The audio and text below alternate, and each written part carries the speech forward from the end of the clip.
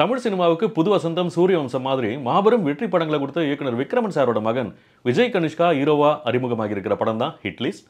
பொதுவாக இளம் நடிகர்கள் அறிமுகமாகிறப்போ அவங்களோட சாய்ஸ் எப்பவும் காதல் கதையாக தான் இருக்கும். ஆனால் அதுலேருந்து மாறுபட்டு பரபரப்பான ஒரு கிரைம் ஆக்ஷன் சஸ்பென்ஸ் த்ரில்லரில் நடிக்க முடிவெடுத்ததுக்காகவே விஜய் கனிஷ்காவை பாராட்டலாம். ஹீரோ புதுசாக இருக்கிறதால படத்துக்கு பலம் சேர்க்கறதுக்காக சரத்குமார் சாரை அசிஸ்டன்ட் கமிஷனராக படத்தில் கொண்டு வந்திருக்காங்க. படத்தோட தயாரிப்பாளர் கே.எஸ். ரவிக்குமார் சார். இந்த காம்பினேஷனே ஒரு மாதிரி நல்லா இருக்கு. ஒரு வாரிசு ஹீரோவை நல்ல முறையில் அறிமுகப்படுத்தணுங்கிற ஒரு அழகான நட்போட பின்னணி அதில் நல்லாவே தெரியுது. சரி, இப்போ இட்லிஸ் படத்தோட கதை என்னன்னு பார்த்துருவோமா? ஐடி கம்பெனியில் வேலை பார்க்குற விஜய் கனிஷ்கா அம்மா சித்தாராவோடையும் தங்கச்சி அபி நட்சத்திராவோடையும் அமைதியான முறையில் வாழ்ந்துக்கிட்டு இருக்காரு. உணவுக்காக பிற உயிர்களை கொல்றது மாபெரும் பாவங்கிறது அவரோட கொள்கை. அசைவ உணவில் இருக்கிற அவ்வளோ கலோரிஸும் சைவ உணவுலையும் இருக்குது. அதனால் எல்லோரும் வேகன் உணவு முறைக்கு மாறணும்னு சொல்லி அதுக்காக ஒரு அப்ளிகேஷன் எல்லாம் உருவாக்குறாரு. இப்படி ஒரு சூழலில் அவரோட அம்மாவையும் தங்கச்சியும் முகமூடி அணிஞ்ச ஒரு மாஸ்க்மேன் கடத்திட்டு அவங்கள விடுவிக்கணும்னா நான் சொல்கிற ஆளுங்களை நீ கொலை பண்ணணுங்கிறான். ஒரு சின்ன எறும்புக்கு கூட தீங்கு செய்ய விரும்பாத ஹீரோ இந்த மிரட்டலை எப்படி எதிர்கொள்வான்? மாஸ்க்மேன் கிட்ட இருந்து தன்னோட அம்மாவையும் தங்கச்சியும் காப்பாற்றுறதுக்கு எப்படியெல்லாம் அவன் போராடினான் அப்படிங்கிறது தான் படத்தோட கதை. ஆக்சுவலாக பயங்கர எங்கேஜிங்கான கான்ஃப்ளிக்ட் கொண்ட செமையான பிளாட் பாயிண்ட் இது. ஆனால் இது தொடங்கிறதுக்கு முன்னாடி தப்பான படத்துக்கு வந்துட்டோமோன்னு நினைக்கிற அளவுக்கு ஹீரோவை லவ் பண்ணுற ஐஸ்வர்யா தத்தாவையும் நண்பனாக வர பாலசரவணையும் வச்சு காமெடிங்கிற பேரில் நம்மளை பயங்கரமாக சாகடிக்கிறாங்க. அந்த காட்சிகளை கன்சீவ் பண்ண விதமும் சரி, அதெல்லாம் எடுக்கப்பட்ட விதமும் சரி அநியாயத்துக்கு மொக்கையாக இருக்குது. ஆனால் சரத்குமார் சார் வந்ததுக்கப்புறமா கதையில் ஓரளவுக்கு கொஞ்சம் சூடு பிடிக்கிறது உண்மைதான். முக்கியமாக இடைவெளி காட்சியில் ரவுடி காளியோட ஹீரோ போடுற அந்த 1-to-1 சண்டை காட்சி பரபரப்போட உச்சத்துக்கு போகுது. ஒரு மிகப்பெரிய டென்ஷன் பாயிண்ட்ல நம்ம எதிர்பார்ப்பு பல மடங்கு ஏற்றி விட்டுடுது. இந்த எதிர்பார்ப்பை பூர்த்தி செய்கிற மாதிரி படத்தோட 2வது பாதியில் திரைக்கதை கொஞ்சம் மெனக்கட்டு அமைச்சிருந்தா நிஜமாவே ரொம்ப பிரமாதமான ஒரு சஸ்பென்ஸ் த்ரில்லர் நமக்கு கிடைச்சிருக்கும். ஆனால் மாஸ்க்மேன் யாரு, அவன் எதுக்காக அப்பா விஜய் கனிஷ்காவை ஒரு பகடக்காயாக பயன்படுத்தி சில கொலைகளை செய்ய வைக்கிறான், அவனோட உண்மையான நோக்கம் என்ன அப்படிங்கிறத விளக்கறதுக்காக ஒரு உருக்கமான ஹாஸ்பிட்டல் செட்டப் ஃப்ளாஷ்பேக்கை வச்சுருக்காங்க. ஆனால் அதில் உருக்கத்துக்கு பதிலாக செயற்கைத்தனமும் நாடகத்தன்மையும் அதிகமாக போனதால் அதுவே படத்தை ரொம்ப ஒரு மாதிரி கவலைக்கிடமாக ஆக்கிடுது. இருந்தாலும் கிளைமேக்ஸில் நிஜமாகவே யாராலும் கணிக்க முடியாத அளவுக்கு ஒரு அட்டகாசமான ட்விஸ்ட் வச்சுருக்காங்க. அதே சமயம் அது பெரிய ஆச்சரியத்தை கொடுத்தாலும் அதுக்கு முன்னாடி படத்தில் நமக்கு காட்டின சம்பவங்களை எல்லாம் அந்த ட்விஸ்டோட தொடர்பு படுத்தி பார்த்தோம்னா ஏகப்பட்ட லாஜிக் ஓட்டைகள் அப்பட்டமாக பல்லிழிக்குது. என்னதான் ட்விஸ்ட்னு சொல்லி நமக்கு சர்ப்ரைஸ் கொடுத்தாலும் அதுக்காக டன் கணக்கில் பூ சுத்துறதெல்லாம் 1000 மச்சு தான். Too many cooks spoil the brothன்னு சொல்லுவாங்க. அந்த மாதிரி படத்துக்கு ஒரு இயக்குனர் இல்லை, சூரிய கதிர் அப்புறம் கார்த்திகேயன்னு 2 பேர் சேர்ந்து இயக்கியிருக்காங்க. அவங்களோட விஷன் எந்த அளவுக்கு சிங்கில் இருந்துச்சுன்னே தெரியல. லாஜிக்கை பொறுத்த வரைக்கும் எந்த கேள்வியும் எழாத அளவுக்கு 2 பேரும் சேர்ந்து ரொம்ப கன்வின்சிங்காகவே படத்தை முடிச்சிருக்க முடியும்.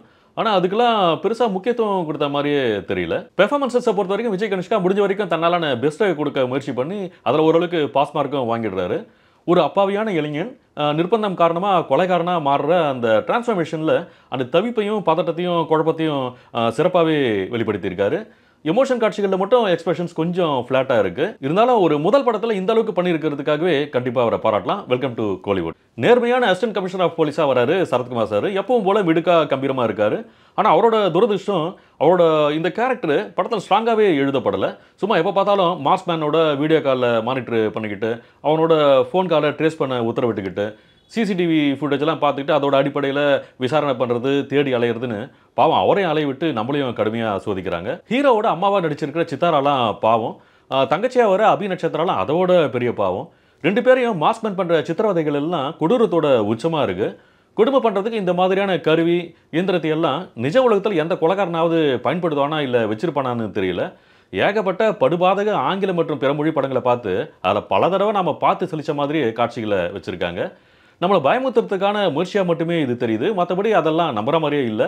அந்த அளவுக்கு பயத்தை தாண்டி அருவருப்பை தான் ஏற்படுத்துது. அப்புறம் இப்போ வர தமிழ் படத்துல எல்லாம் சர்ப்ரைஸாக எது இருக்கோ இல்லையோ கண்டிப்பாக கௌதம் மேனன் சாரோட என்ட்ரி இருக்கும்.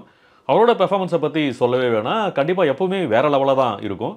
ஆனால் அவ்வளோ அற்புதமான நடிகருக்கு கூட இந்த கேமியோ ரோலில் அசத்துறதுக்கான வாய்ப்பை கொடுக்காம ரொம்ப சுமாரான செயற்கையான காட்சிகள் நடிக்க விட்டு அவரை படத்தில் கொண்டு வந்ததுக்கான நோக்கத்தையே வீணடிச்சிருக்காங்க. படத்தில் சர்ப்ரைஸ்க்காக கௌதம் மேனன் சார்னா சிம்பதிக்காக ஃப்ளாஷ்பேக்கில் சமுத்திரகனியை கொண்டு வராங்க. ரொம்ப சின்ன போர்ஷனாக இருந்தாலும் தன்னோட பங்கை அவர் சிறப்பாகவே செஞ்சிருக்காரு. படத்தில் இன்னொரு முக்கியமான கேரக்டரும் இருக்குது. அரியலூர் அனிதான்னு சொன்ன உடனே நமக்கெல்லாம் சோகத்தில் முடிஞ்ச ஒரு மருத்துவ மாணவியை பற்றின ஞாபகம் வரும் இல்லையா? செகண்ட் ஹாஃபில் வர ஸ்மிருதி வெங்கட்டும் அப்படி ஒரு பரிதாபத்துக்குரிய டாக்டர் அனிதாவாக வராங்க. அந்த காட்சிகள்லாம் பயங்கர மெலோ ட்ராமாட்டிக்காக தான் இருக்குது. இருந்தாலும் அவங்களோட பெர்ஃபார்மன்ஸை பொறுத்த வரைக்கும் எந்த குறையும் இல்லாமல் ரொம்ப சிறப்பாகவே பண்ணியிருக்காங்க. படத்தில் 3ல் ஒரு பகுதி மார்க்ஸ்மேனோட சித்திரவதை கூடத்துலையும் போலீஸோட இந்த சிசிடிவி கண்ட்ரோல் ரூம்லையும் நடக்குது. ஒரு சின்ன பட்ஜெட் படத்தில் அந்த செட்டப்பை ஓரளவுக்கு நம்புற மாதிரி ரெடி பண்ண ஆர்ட் டைரக்டர் அருண் சங்கரை தாராளமாக பாராட்டலாம். அதே மாதிரி இந்த செட்டப்பில் கேமராமேன் கே ராமச்சந்திரனோட லோகி லைட்டிங்லாம் ரொம்ப சிறப்பாக இருக்குது. ஆனால் அதே சமயம் மற்ற இடங்களில் நடக்கிற காட்சிகளில் பெருசாக நம்ம வேந்து ரசிக்கிற அளவுக்கான காட்சி கோணங்களோ ஃப்ரேம்களோ இல்லாதது இந்த மாதிரியான ஒரு சஸ்பென்ஸ் ஆக்ஷன் த்ரில்லர் படத்தில் ஒரு பெரிய குறை தான். படத்துக்கு மியூசிக் சி சத்யா. பாடல் எதுவும் மனசில் தங்குற மாதிரிலாம் இல்லை. மாஸ்மேனோட தீம் மியூசிக் மட்டும் கொஞ்சம் மிரட்டலாக இருக்குது. அந்த அக்கறையை படம் மொத்தத்துக்கும் காட்டியிருந்தாருன்னா படம் இன்னும் கூட கொஞ்சம் நல்லாவே இருந்திருக்கும். படத்தொகுப்பை பொறுத்த வரைக்கும் இடைவேளை காட்சியில் எடிட்டர் ஜான் ஆப்ரஹாம் கொண்டு வந்த ஒரு விறுவிறுப்பு படத்தோட வேறு சில முக்கியமான காட்சிகளில் இல்லவே இல்லை. படத்தில் ஹீரோ மனசே இல்லாமல் அடுத்தவனை வெட்டுற மாதிரியான ஒரு கேரக்டர்னா எடிட்டரு அதுக்கு அப்படியே ஆப்போசிட்டு. பல இழுவையான காட்சிகளோட நீளத்தை வெட்டுறதுக்கு மனசே இல்லாமல் விட்டு வச்சு நம்மளை இம்சை பண்ணிட்டாரு. மற்றபடி சஸ்பென்ஸ் ஆக்ஷன் த்ரில்லர் பீரியர்களுக்கு இந்த படத்தில் இருக்க சில காட்சிகளும் முக்கியமாக அந்த இடைவேளை பரபரப்பும் ரொம்ப பிடிக்கலாம். அப்புறம் படத்தில் டைரக்டர் விக்ரமன் சாரோட மகன் தான் ஹீரோவாமே. அவர் எப்படி நடிச்சிருக்காருன்னு பார்க்க வரவங்களுக்கு விஜய் கனிஷ்காவோட பெர்ஃபார்மன்ஸு ஏமாற்றம் தராத அளவுக்கு பிடிச்சு போகலாம். சரத்குமார் சாருக்காக படம் பார்க்குறவங்களுக்கும் இந்த படம் நிச்சயம் பிடிக்கலாம். படத்தோட ப்ளஸ் அண்ட் மைனஸை பற்றி சொல்லியாச்சு. அதுக்கப்புறம் பார்க்குறதும் பார்க்காததும் எப்பவுமே உங்கள் விருப்பம் தான். இந்த விமர்சனம் உங்களுக்கு பிடிச்சிருந்தா லைக் பண்ணுங்கள், ஷேர் பண்ணுங்கள், கமெண்ட் பண்ணுங்கள். ரொம்ப முக்கியமாக சப்ஸ்கிரைப் பண்ணுங்கள். அதை விட ரொம்ப முக்கியமாக அந்த நோட்டிஃபிகேஷன் பெல் ஐக்கனில் ஹாலுங்கிற ஃபர்ஸ்ட் ஆப்ஷனை மறக்காமல் கிளிக் பண்ணிவிடுங்க. அப்போ தான் நான் எப்போல்லாம் வீடியோ போடுறனோ அப்போல்லாம் உங்களுக்கு தவறாமல் நோட்டிஃபிகேஷன் வரும். மீண்டும் அடுத்த ஒரு படம் திரைக்கு வரப்போ எவ்வளோ சீக்கிரம் முடியுமோ அவ்வளோ சீக்கிரம் உங்களை சந்திக்கிறேன். நன்றி, வணக்கம்.